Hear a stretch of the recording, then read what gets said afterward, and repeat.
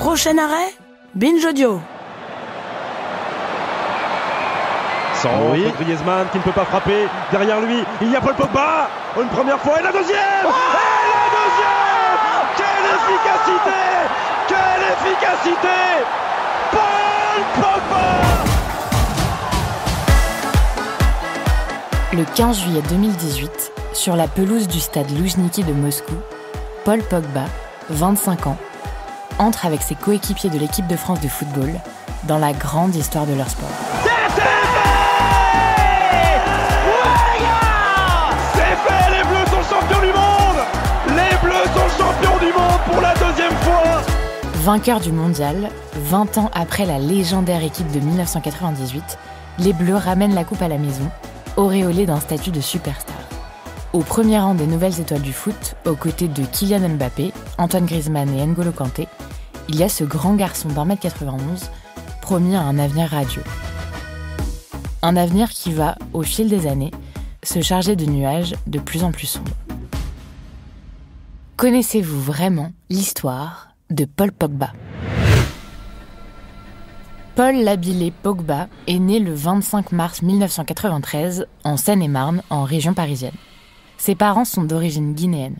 Il est le troisième garçon de la famille, le premier à être né en France, contrairement à ses deux aînés, les jumeaux Mathias et Florentin, qui ont 3 ans de plus que lui. La fratrie grandit dans la cité de la Renardière, à Roissy-en-Brie, élevée par leur mère, le père ayant quitté le domicile familial. Rapidement, les trois font preuve de fortes capacités sportives. Aussi étonnant que ça puisse paraître, ça n'est pas sur un terrain de football que se font leurs premiers exploits, mais autour des tables de ping-pong du club local, où ils se tissent une sérieuse réputation de compétiteurs, remportant plusieurs tournois dont ils squattent les 3 premières places. Mathias, le frère, sera même champion de France junior à 10 ans.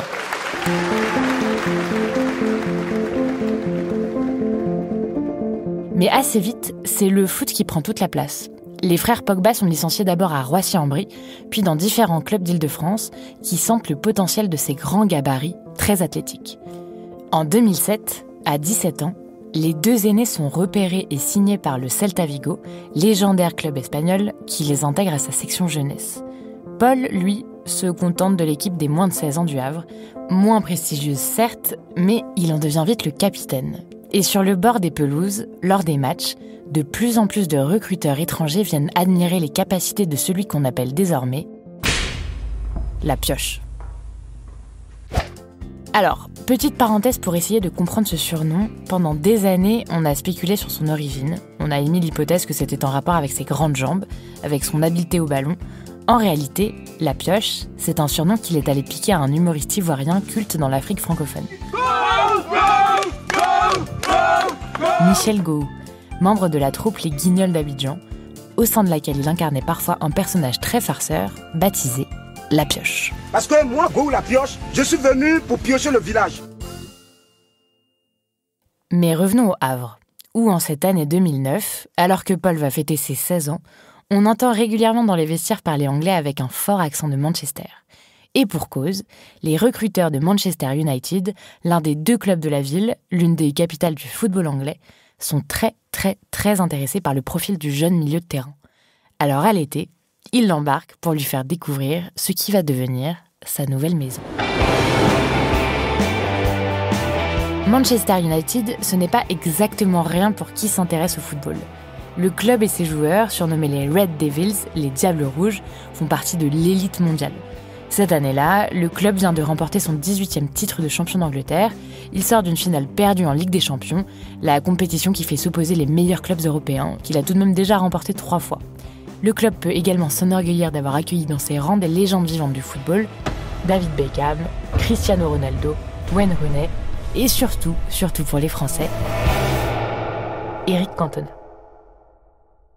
Ce puissant héritage ne trouble pas les premières années de Paul Pogba chez les Diables Rouges. Au contraire, il s'épanouit sous la tutelle d'une autre légende du club, l'entraîneur Sir Alex Ferguson, aux commandes de l'effectif depuis les années 80. L'un des entraîneurs les plus respectés et les plus redoutés du football mondial. C'est lui qui va donner à la Pioche sa chance en équipe A en 2011, après 2 années passées au sein de l'école de formation. Le 20 septembre 2011, Paul Pogba met pour la première fois les crampons sur le terrain d'un match du championnat anglais.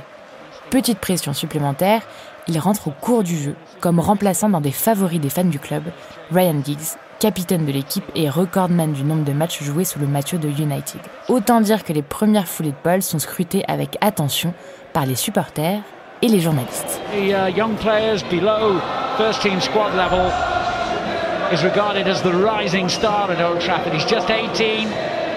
French midfield. Plenty of the ball. Il n'a que 18 ans et les attentes sont grandes. Et de leur côté, ces deux frères n'ont pas transformé l'essai dans le championnat espagnol. Le Celta Vigo leur a rendu leur liberté. Ils entament donc une carrière professionnelle en demi-teinte. C'est Florentin qui s'en sort le mieux des deux.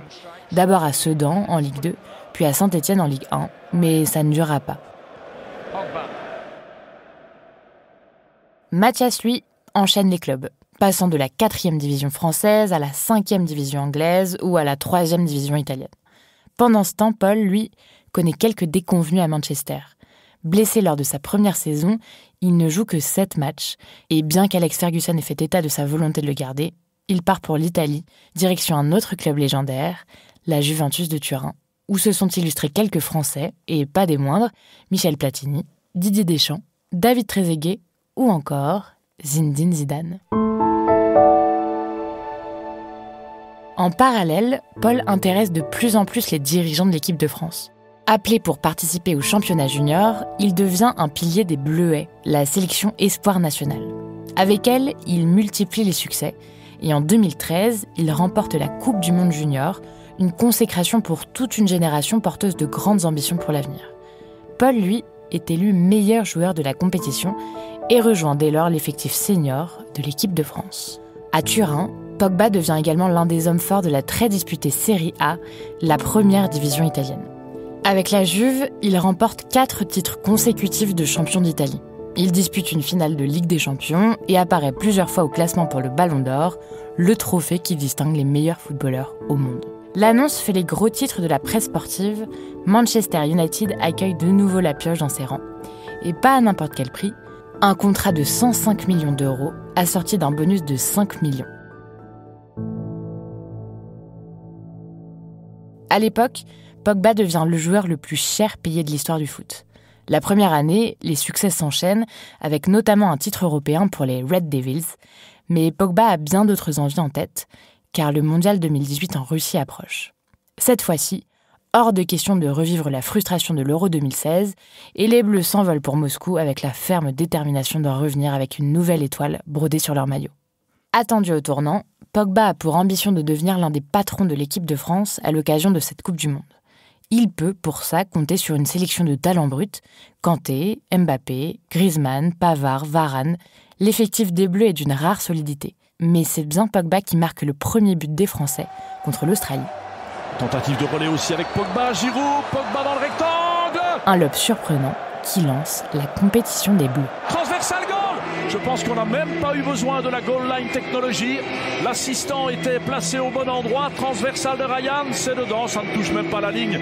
Pas l'ombre d'un doute. La suite est connue, la France enchaîne les victoires et voit se rapprocher chaque jour un peu plus son objectif. Et voilà que le 15 juillet 2018, les Bleus ne sont plus qu'à 90 minutes de concrétiser leur rêve. La finale contre la Croatie va faire passer le 11 français par toutes les émotions. Ils vont mener, être rattrapés au score, mener à nouveau. Et puis, à la 59e minute, c'est Pogba qui offre à ses coéquipiers le but qui leur met un pied sur la première marche du podium. Paul Pogba avec l'accélération d'Mbappé, la gestion intelligente de Griezmann et la frappe du pied gauche de la pioche. 3. Les Croates réussiront à marquer à nouveau, mais les Français aussi. Résultat des courses, 4-2 pour les Bleus. Ils l'ont fait. 20 ans après la Coupe du Monde 98, l'équipe de France est championne du monde. Dans les colonnes du magazine SoFoot, l'envoyé spécial du journal Mathieu Pécaud déclare sa flamme à un seul et unique joueur. Son article s'appelle « Pogba, mon amour ».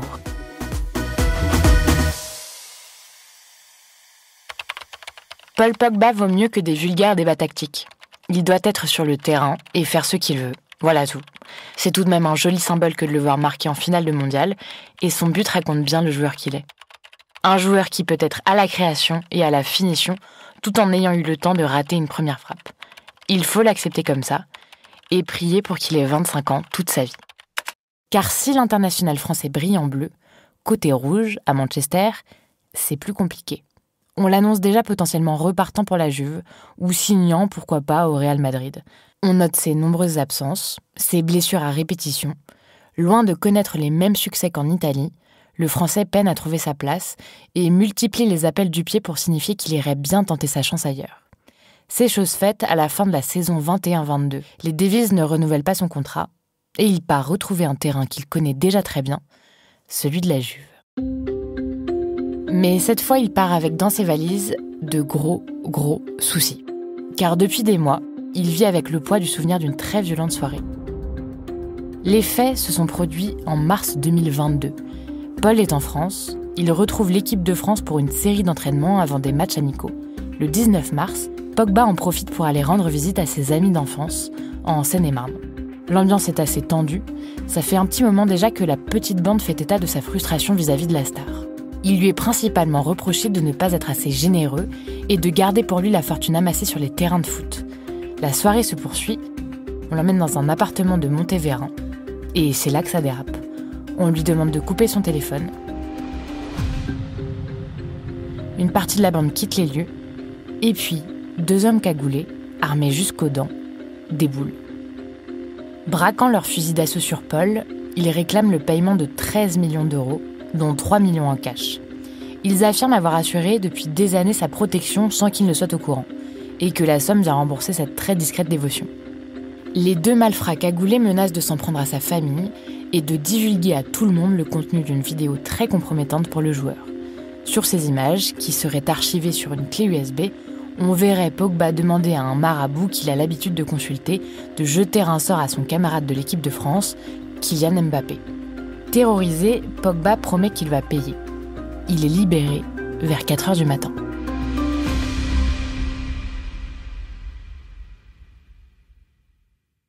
Jusqu'à l'été 2022, plusieurs épisodes de ce genre vont se répéter. Des menaces, directes ou indirectes, des demandes pressantes d'argent, auxquelles la star cède parfois, même si les fameux 13 millions n'ont jamais été versés. Les amis présents lors de la première confrontation font un peu trop de zèle pour inciter Pogba à payer. Ils prétendent craindre pour leur vie. Ils le disent, ils le répètent, il faut payer. En juillet, une nouvelle étape est franchie. La bande débarque à Turin, où le joueur s'est réinstallé en vue de la reprise de la saison. Au centre d'entraînement, on refuse de les laisser entrer. Et Paul ne les prend pas au téléphone. Dans le groupe de ces visiteurs non désirés, il y a un nouveau visage qui va prendre toute la lumière dans cette affaire. Il s'agit de Mathias Pogba. Lui aussi est très remonté contre son petit frère. Les enquêteurs le prouveront en fouillant dans les échanges de messages entre Paul et Mathias. Son aîné ne supporte pas l'idée de ne pas profiter de l'énorme gâteau que représentent les salaires de stars du foot. Face à son silence, les menaces se multiplient. Mathias Pogba lui laisse des messages de plus en plus agressifs, puis il se rend, avec la bande, au domicile de sa propre mère pour qu'elle se fasse elle aussi le relais de leurs demandes. Paul, de son côté, porte plainte pour tentative d'extorsion et menaces. Réponse de Mathias, une vidéo qui donne à l'affaire un écho mondial. Salut à tous. Ici Mathias Pogba. Je vous fais l'annonce que bientôt je vais faire de grandes révélations. Les révélations en question ne viendront jamais vraiment. L'histoire du marabout fuitera dans la presse, mais sera démentie par le principal intéressé, qui confiera que Paul Pogba avait fait appel à ses services, mais pas pour jeter un sort quelconque sur d'autres joueurs. Mais en parallèle, la justice avance. Et en septembre 2022, 5 hommes, dont Mathias, sont placés en garde à vue puis mis en examen et placés en détention provisoire.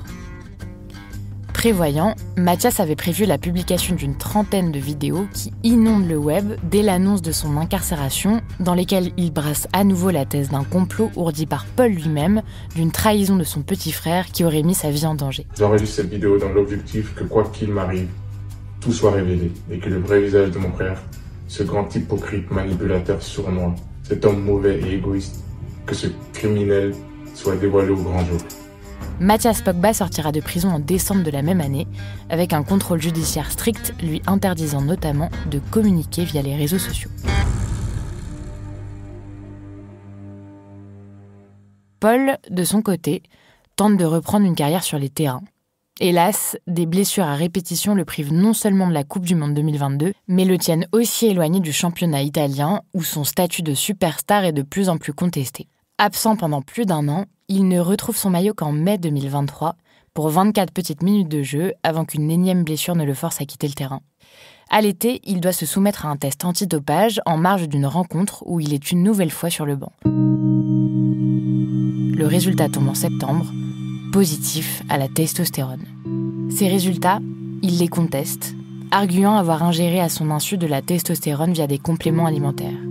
Mais qu'importe, suspendu provisoirement pendant le début de la saison, il écope en février 2024 de 4 ans de suspension. Autant dire une mise à la retraite immédiate pour le joueur, qui a désormais 30 ans. Une seconde audience a lieu devant le tribunal arbitral du sport, qui réduit la peine à 18 mois, laissant entrevoir la possibilité d'un retour sur les terrains de foot en mars 2025. Il aura alors 32 ans. En attendant, à la fin de l'année 2024, le procès de l'affaire Pogba s'est tenu à Paris. Ses anciens amis et son grand frère y ont comparu, les premiers pour extorsion, tentative d'extorsion, enlèvement et séquestration, et association de malfaiteurs. Mathias, uniquement pour tentative d'extorsion et association de malfaiteurs. Le 19 décembre, le tribunal a rendu son jugement. Mathias a été condamné à 3 ans de prison, dont 2 avec sursis. Ses complices à des peines allant de 4 à 8 ans de prison et des amendes allant de 20 000 à 40 000 euros. L'avocat de Mathias a annoncé qu'il ferait appel de cette décision. Paul Pogba, lui, ne s'est pas rendu à l'audience, comme son statut de victime l'y autorise. Alors que démarrait le procès, la Juventus de Turin a annoncé dans un communiqué que le contrat de l'international français avait été résilié.